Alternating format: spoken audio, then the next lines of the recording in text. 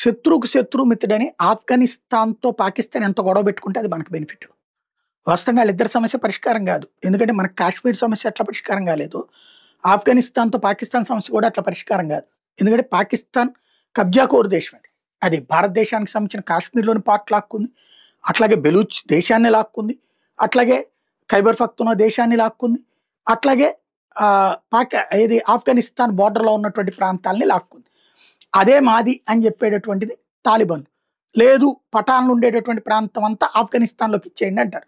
లేదు లేదు అప్పుడు బ్రిటిషోడు గీత గీశాడో అక్కడ ఆ గీత ఉన్నంత వరకు, లేదంటే ఆడెవడో గొట్టంగడి చేసేది వాడు కావాలంటే మీకు మాకు మధ్య చీలికలు పెట్టడం కోసం తెచ్చాడు కాబట్టి మా భూభాగం మాకు ఇచ్చేయండి అంటారు. వీళ్ళు భూభాగం ఇస్తామంటే పాకిస్తాన్ ఓడిపోయినట్లు లెక్క. కాబట్టి వీళ్ళు ఇవ్వనంతసేపు తాలిబాన్లు వాళ్ళతో శత్రువులుగానే ఉంటారు.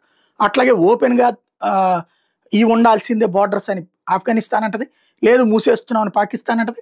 తెరికి తాలిబాన్ పాకిస్తాన్ వచ్చి ఆ మూసున్నటువంటి వాటిని ధ్వంసం చేస్తుంది. ఈలోపు ఆఫ్ఘనిస్తాన్ వాళ్ళందరూ పాకిస్తాన్లో ప్రవేశిస్తారు.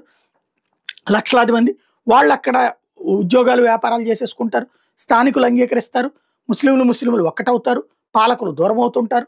ఆ తర్వాత సైన్యం వచ్చినప్పుడు అందరు కలిసి ఆడని లేపేస్తుంటారు. ఆ తర్వాత ఎయిర్ స్ట్రైక్స్ చేస్తుంటారు. మళ్ళీ బోర్డర్లు పెడుతుంటారు.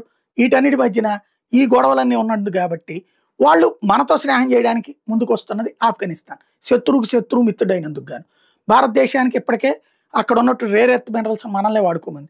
అట్లాగే వాళ్ళకి కావాల్సినట్టు ప్రాజెక్టులు కట్టియమని అడుగుతుంది.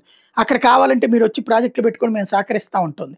అక్కడ పంటల్ని మనల్ని కొనుక్కోమని అడుగుతోంది.